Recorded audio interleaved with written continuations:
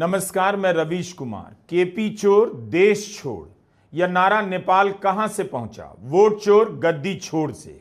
भयंकर विद्रोह के बाद नेपाल के प्रधानमंत्री केपी शर्मा ओली ने इस्तीफा दे दिया है। संसद में लोगों की भीड़ घुस गई और संसद की इमारत में आग लगा दी गई। क्या नेपाल में भी अब बांग्लादेश की तरह हो रहा है? बांग्लादेश के बाद नेपाल में इस स्तर का विद्रोह भारत के लिए अच्छा नहीं। लेकिन नेपाल में यह विद्रोह हुआ क्यों? इसे नेपाल और भारत दोनों के लिए सुना जाना चाहिए और समझा भी जाना चाहिए। वोट चोर गद्दी छोड़ का नारा नेपाल में केपी चोर देश छोड़ का रूप ले चुका है। केवल नेताओं के खिलाफ नहीं, बल्कि उनके बेटों के खिलाफ भी गुस्सा भड़का है। मीडिया रिपोर्ट खंगालते वक्त यह भी देखने को मिला कि नेता पुत्रों के खिलाफ यह गुस्सा फिलीपींस से प्रभावित है। वहां भी नेता पुत्रों के खिलाफ गुस्सा भड़का है। इंडोनेशिया में भ्रष्टाचार को लेकर भयंकर प्रदर्शन हो रहे हैं।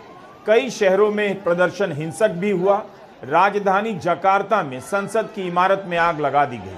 अर्धसैनिक बलों की एक टुकड़ी की गाड़ी के नीचे आकर 21 वर्षीय डिलीवरी बॉय की मौत हो जाने के बाद लोगों में गुस्सा फूट गया और आम लोग सड़कों पर उतर आए।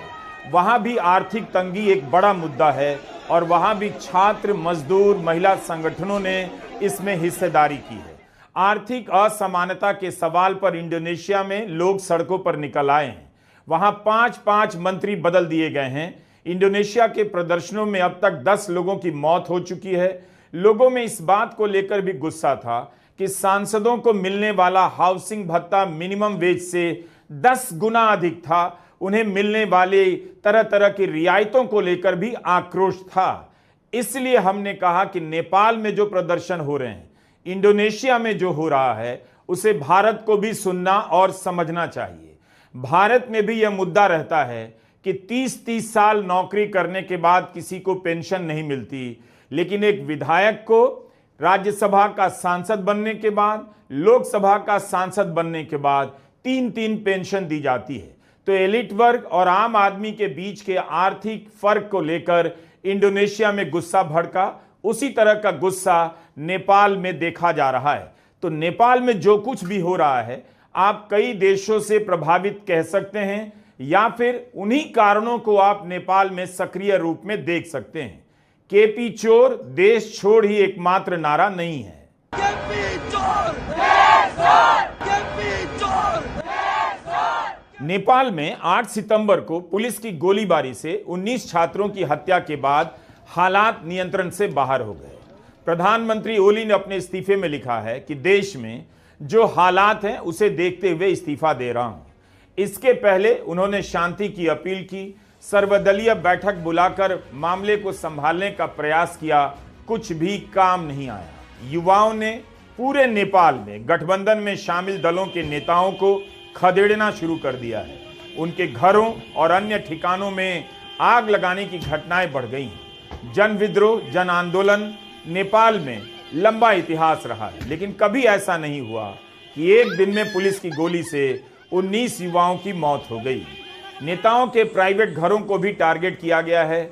मंत्रियों के सरकारी आवास जला दिए गए। रिपोर्ट हो रहा है कि प्रधानमंत्री के पद पर रहते हुए केपी ओली मामले को संभाल नहीं पाए। गुस्सा उनके खिलाफ भी भड़क गया। बालाकोट में उनके निजी घर में आग लगा दी गई।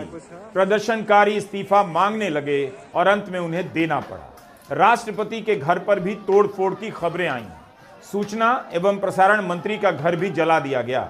डिप्टी प्रधानमंत्री और वित्त मंत्री के घरों पर पत्थरबाजी हुई है।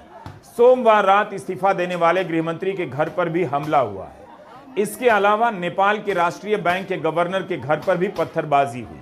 पूर्व प्रधानमंत्री के घर पर भी हमले का प्रयास हुआ, लेकिन भीड़ को काबू कर लिया गया। यहां तक कि नेता प्रतिपक्ष के घर पर भी पत्थरबाजी की खबरें हैं। तो राज्यों में, नेपाल के राज्यों में मुख्यमंत्रियों और उनके मंत्रियों के घरों पर भी हमले की खबर है। महेंद्रनगर में गृहमंत्री के पद से इस्तीफा देने वाले रमेश लेख के घर पर हमला हुआ।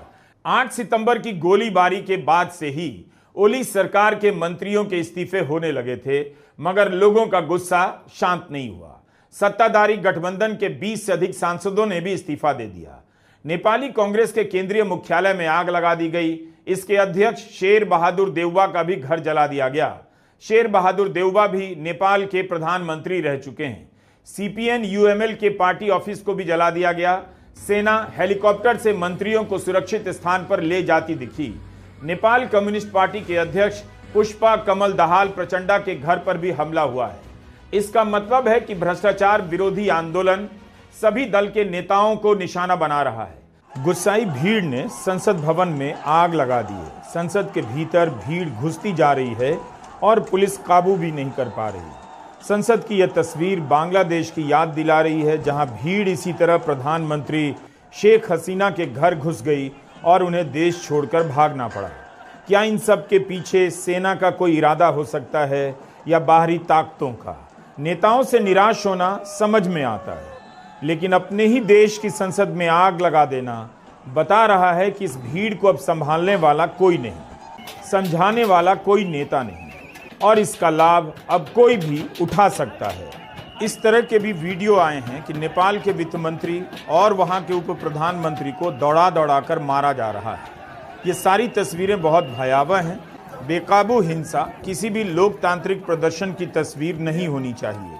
शुरू में लग रहा था कि सोशल मीडिया पर बैन लगा देने के कारण युवाओं का विद्रोह भड़का है, लेकिन इसका रुख शुरू से ही भ्रष्टाचार विरोधी नजर आ रहा है।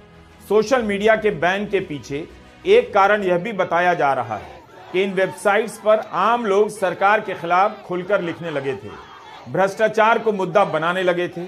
दो बातें यहां गौर करने लायक हैं। 9 सितंबर को नेपाल में जो हुआ उसके पीछे जेन जी पीढ़ी का गुस्सा है, या उस प्रदर्शन में दूसरे राजनीतिक दलों के लोग भी शामिल हो गए, अन्य संगठन भी हैं और हिंसा भड़की है, यह जांच का विषय है। नेपाल के इस विद्रोह को जेनजी विद्रोह कहा जा रहा है। यह उस पीढ़ी का नाम है जो 1997 से 2012 के बीच पैदा हुई। 14 से 28 साल के लड़कों के भीतर की हताशा नेपाल संभाल नहीं पाया। युवाओं का कहना है कि वही नेता हैं, अब वही नेता हैं, उन्हीं की सरकार बनेगी, युवा नेताओं की सरकार बनेगी। वे प्रांतों में भी युवाओं की सरकार चाहते हैं और केंद्र में भी।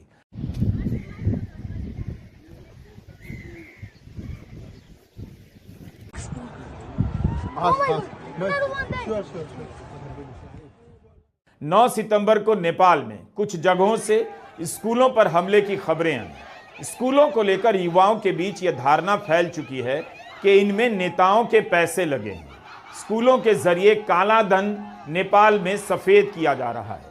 नेपाल के विदेश मंत्री जिस स्कूल के चेयरमैन हैं उसको भी निशाना बनाया गया, लेकिन स्कूलों में छुट्टी होने के कारण, स्कूल बंद होने के कारण कोई बड़ा नुकसान नहीं हुआ।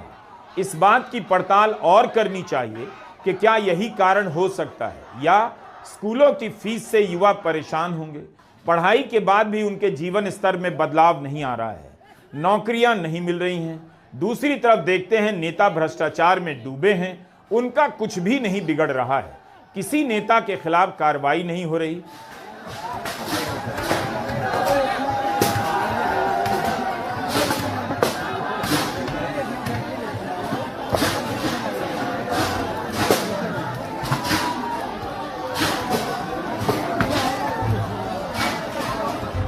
युवाओं में इस बात का भी गुस्सा है कि नेताओं के बेटे आलीशान जिंदगी जी रहे हैं, कभी नौकरी पर नहीं जाते, 10 से 5 की नौकरी नहीं करते, मगर आलीशान जिंदगी कैसे जी रहे हैं? उनके पास सब कुछ कैसे है? किसी होटल में साझीदार हैं, किसी कंपनी के प्रमोटर हैं, किसी संगठन के अध्यक्ष हैं। देश का सामान्य युवा इतनी मेहनत कर रहा है, उसके लिए कहीं कोई अवसर नहीं, और बिना मेहनत के नेताओं के बेटे के पास सब कुछ है। नेपाल में कुछ दिन पहले सोशल मीडिया पर नेता पुत्रों के आलीशान जीवन शैली के खिलाफ अभियान चला।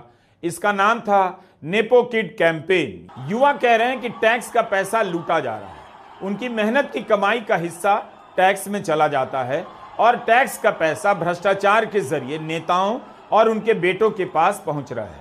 यह भी कारण है कि गठबंधन सरकार के मौजूदा मंत्रियों के साथ साथ पूर्व नेताओं के घरों को भी टारगेट किया गया है। राजधानी के अलावा नेपाल के अन्य इलाकों में भी प्रदर्शन हो रहे हैं। जनकपुर में ही नेताओं के घर में आंदोलनकारी घुस गए, काठमांडू में तो घुसे ही। जैसे ही खबर उड़ी कि कई मंत्री नेपाल से भागने की फिराक में हैं, जनता एयरपोर्ट पर पहुंच गई। अगले आदेश तक के लिए त्रिभुवन इंटरनेशनल एयरपोर्ट बंद कर दिया गया है। काठमांडू का एक बड़ा होटल है हिल्टन, इसमें भी आग लगा दी गई। इसके बारे में अफवाह उड़ गई कि नेपाली कांग्रेस के नेता और पूर्व प्रधानमंत्री शेर बहादुर देउबा के बेटे की हिस्सेदारी है। मामला इतना बड़ा हो गया कि होटल समूह के मालिक को खंडन करना पड़ा कि उनका शेयर देउबा के बेटे के पास नहीं है। इसके बाद भी लोगों ने यकीन नहीं किया, हिल्टन होटल में आग लगा दी। नेपाल का यह जन विद्रोह बहुत बड़ा होता जा रहा है। काठमांडू के अलावा ललितपुर, भक्तापुर से भी कर्फ्यू की खबरें हैं। तो क्या नेपाल बांग्लादेश के रास्ते पर जा रहा है? बांग्लादेश से नेपाल के हालात की तुलना की जा रही है, लेकिन नेपाल का विद्रोह अचानक हुआ जब ओली सरकार ने सोशल मीडिया पर बैन लगाया। सरकार की आलोचना पर लगाम लगाने की कोशिश की गई। यूट्यूब, फेसबुक, इंस्टाग्राम, ट्विटर सब एक झटके में बंद कर दिया गया। क्या सरकार युवाओं की नई पीढ़ी के बीच असंतोष की आग को समझ गई थी और उसे लगा कि सोशल मीडिया बैन कर देने से असंतोष ठंडा पड़ जाएगा? लेकिन हो गया उल्टा। बैन करने के अगले दिन युवाओं ने काठमांडू की सड़कों को भर दिया, संसद भवन को घेर लिया। अचानक आई इस भीड़ से निपटने के लिए गोली चल गई और 19 युवाओं की जान चली गई। सरकार घबरा गई। आनन फानन में बैन भी वापस ले लिया गया। गृह मंत्री का इस्तीफा हुआ। लेकिन इसके बाद भी जनता शांत नहीं हुई। जेनजी आक्रोश को समझने की जरूरत है। जिस पीढ़ी के बारे में यह समझ बनाई जा रही थी उसे राजनीति से कोई लेना देना नहीं, लोकतांत्रिक अधिकारों से उसका कोई सरोकार नहीं, अभिव्यक्ति की आजादी रहे ना रहे उसे कोई फर्क नहीं पड़ता, सरकार कैसे चल रही है इसकी परवाह नहीं करती है। जेनजी पीढ़ी केवल खाने पीने घूमने में मस्त रहती है। लेकिन जेनजी की इस पीढ़ी ने पहला राजनीतिक विद्रोह नेपाल में कर दिया है। अगर इसे जेनजी के विद्रोह के रूप में देखा जा रहा है या नेपाल की सड़कों पर जो हो रहा है वो दुनिया भर में जेनजी पीढ़ी के प्रति समझ को बदलने के लिए काफी है। काठमांडू पोस्ट ने अपने संपादकीय में लिखा कि ओली को इस्तीफा दे देना चाहिए और इस्तीफा देना पड़ा। पुलिस की गोलीबारी में 19 युवाओं की हत्या नेपाल के इतिहास का काला दिन है। पोस्ट लिखता है कि इनमें ज्यादातर स्कूल और कॉलेज जाने वाले छात्र थे। अधिकतर को सीने में या सर में गोली मारी गई। नेपाल की सुप्रीम कोर्ट की पूर्व चीफ जस्टिस सुशीला कार्की भी प्रदर्शनकारियों में शामिल हैं। जेनजी का प्रदर्शन 8 सितंबर को 2 ही घंटे के लिए था। बाकायदा अनुमति ली गई थी, तब भी हिंसा हुई। इसे लेकर सवाल उठ रहे हैं कि छात्रों पर गोलियां क्यों चली और अब तो 48 घंटे के भीतर नेपाल की सरकार ही चली गई। नेपाल की सरकार ने एक झटके में सोशल मीडिया की सभी साइट्स बैन कर दिए और कहा कि 1 हफ्ते के भीतर खुद को सरकार के नियमों के तहत इन्हें रजिस्टर करवाना होगा। इस आदेश की निंदा होने लगी। कहा गया कि इससे सोशल मीडिया वेबसाइट पर निगरानी बढ़ जाएगी और यूजर्स की निजता में सरकार का दखल बढ़ जाएगा। लोगों की अभिव्यक्ति की आज़ादी पर प्रतिबंध लगेगा और सरकार आसानी से प्रदर्शनों को रोकने लग जाएगी। लेकिन सरकार का कहना था सोशल मीडिया पर फेक आईडी के इस्तेमाल से हेट स्पीच फैलाई जा रही है, फ्रॉड हो रहा है और अपराध को बढ़ावा मिल रहा है। इस तरह के तर्क अक्सर भारत में भी दिए जाते हैं और दुनिया के कई देशों में इसी बहाने का इस्तेमाल कर सोशल मीडिया अकाउंट बैन किए जाते हैं, पोस्ट डिलीट की जाती है, लोगों का अकाउंट बंद कर दिया जाता है। सोशल मीडिया की 26 साइट्स ने नेपाल सरकार के इस नियम का पालन करने से इनकार कर दिया। 1 हफ्ते की मियाद खत्म हो गई। 4 सितंबर को आदेश जारी हुआ। फेसबुक, एक्स यानी Twitter, YouTube, WhatsApp, Instagram, signal, WeChat, messenger, LinkedIn, Snapchat, Reddit जैसी तमाम सोशल मीडिया वेबसाइट बंद होने जा रही हैं। सिर्फ टिकटॉक, वाइबर और 3 अन्य सोशल मीडिया वेबसाइट को काम करने की अनुमति दी गई। नेपाल की 3 करोड़ आबादी में से 90% लोग इंटरनेट का इस्तेमाल करते हैं। जाहिर है इस फैसले का असर आबादी के एक बहुत बड़े हिस्से पर होना ही था, मगर लोगों ने अपने प्रदर्शन को सिर्फ सोशल मीडिया बैन तक सीमित नहीं रखा। टिकटॉक पर सरकार के मंत्रियों से पूछना शुरू कर दिया, देश को बताइए अपनी कमाई का राज, सोशल मीडिया नहीं भ्रष्टाचार बंद कीजिए। यह सबक है दुनिया भर की सरकारों के लिए कि युवाओं को दमन के रास्ते आप दबा नहीं सकते। दमन की राजनीति लंबी नहीं चलेगी। सोशल मीडिया के जरिए गर्दन दबाने का काम बंद कर दीजिए। भ्रष्टाचार को लेकर, लोकतांत्रिक अभिव्यक्ति को लेकर सरकारों को ज्यादा पारदर्शी और विश्वसनीय होना पड़ेगा। भारत के पड़ोस में बांग्लादेश के बाद नेपाल की यह अस्थिरता उसके लिए चिंता की बात है। अभी इस पर चर्चा चल रही है कि क्या नेपाल में बांग्लादेश की तरह बाहर की शक्तियों का हाथ रहा है, लेकिन बाहर की शक्तियां भी तभी सफल होती हैं जब भीतर के हालात खराब होते हैं। नेपाल से आने वाली खबरें तेजी से बदल रही हैं। अंतरिम सरकार बनाने की कोशिश हो रही है। चर्चा चल रही है कि काठमांडू के मेयर बालेंद्र शाह को अंतरिम प्रधानमंत्री बनाया जा सकता है। बालेंद्र शाह युवाओं के बीच, जेनजी पीढ़ी के बीच काफी लोकप्रिय हैं। सोशल मीडिया साइट्स पर उनकी सक्रियता बहुत है और पसंद किए जाते हैं। तो एक तरह से सोशल मीडिया के जरिए पड़ोस में राजनीति बदल रही है। नेपाल से आने वाली खबरों को संजीदगी से देखिए, अफवाहों पर कम ध्यान दीजिए। नमस्कार, मैं रवीश कुमार।